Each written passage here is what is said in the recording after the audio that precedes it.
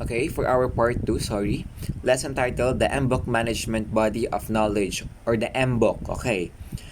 The MBOK, of course, ito yung mga dimensional description of the knowledge, skill essential para makabuo and to develop, and of course, to execute and deliver an event. The term event includes like conventions, exhibitions, festivals, special events, civic events, sport events, and the like.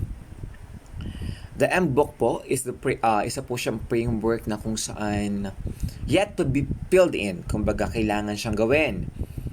Ano po siya? Meron po siyang dimensions. Ito yung mga domains, phases, tsaka yung processes natin.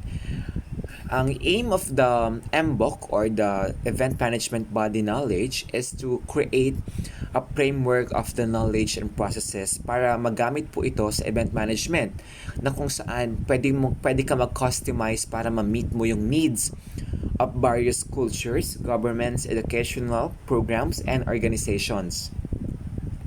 Okay, so sabi po dito, ang MBOK daw po na nasa modules nyo,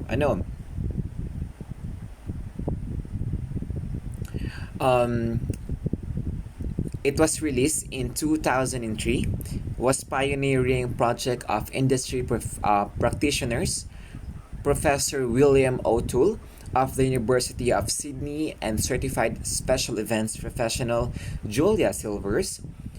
The Events Management Body of Knowledge or MBOK is the framework. Okay, it's a framework that consists of a variety of facets that represents the fundamentals of events management. It brings together the function of events management with the event planning process as well as provide structures that facilitates collecting, analyzing, and retrieving the knowledge surrounding event management. As aspiring event managers and planners, you should understand by the heart the concept of MBOK as this will help them or you with your future events. Okay. Alam niyo po ba na since the initial work of MBOK, work has continued with other organization para makapagbigay ng industry-ready inputs. Like for example, sa Tourism HR Canada, sa range of industry expertise and content including the MBOK and members of International MBOK Executive development of the IMIX or the Events Management International Competency Standard. Kumbaga, it actually helps po ang isang event or event organizers para to process event management. Sabi po dito, meron daw pong facet of major or meron siyang facet of the MBOK. Andyan po yung phases, process, core values, and domains. Ayan siya, nakikita niyo yan sa natin dito sa ating modules. Ayan si Sim, nag-notification pa. Of course, the four facets of the MBOK includes, the phases, the process, the core values, and the knowledge domain. Pag pinagsama-sama po ng ito, it represents the scope of the event management and provide the primary categories of the classification system management. Okay. Andiyan po yung mga abstract, introduction, and the overview. Okay. Ang goal po ng isang MBOK model is to serve as the resource of current and future industry practitioners, kagaya ng sinabi ko nga kanina. Of course, it classifies, simply put, the method which things are identified and organized and categorized so that they may para ma-convince locatedly their nature ito understood para sa sa mga organizers natin, sa mga people behind it. Okay. Sabi rin dyan, ang phases illustrate the sequential nature of event management, highly the critically of time in any event project. The phases include initiations, planning, implementations. The event and closure are derived from traditional projects management terminologies. And of course, the process naman, okay, pag-usapan muna natin yung phases, okay? Ayan siya yung phases, yung IMES, yung mga ganyan. Dito po, sabi dyan, the phases illustrates the sequential nature of the event management, highlighting the criticality of the time in an event. The phases include initiation, planning, implementations, the event, and closure, and are derived from traditional project management terminology. Effective risk management or engagement of at each juncture of this life project event for inception through completion. Okay, pag sinabi natin initiation, ito po yung mga phase na kung saan research conducted and a concept is defined and validated, na kung saan in this part, the scope and the context is set.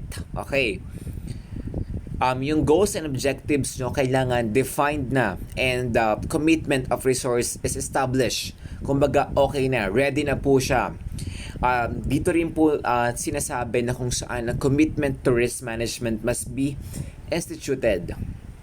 Pag sinabi naman natin sa planning, ito naman po yung phase wherein the risk or the requirement and the specification for the event projects are determined. Specifically, the activities that will occur, like how efforts will be organized, the resources that will be required, the context, the conditions, and of course, yung assumption na pwedeng maka-apekto po sa decision making natin. Lagi natin tatandaan na ang risk planning, nagpo-provide po ito ng structure na kung saan para makagawa ka ng good or strong decision making based sa realistic assumption and acceptable method natin. Okay, implementation or the IM, okay? Sa part po na ito na po yung panahon na kung saan all the goods and services are contracted and coordinated. It is synchronizing all the operational and logistical requirement of an event project.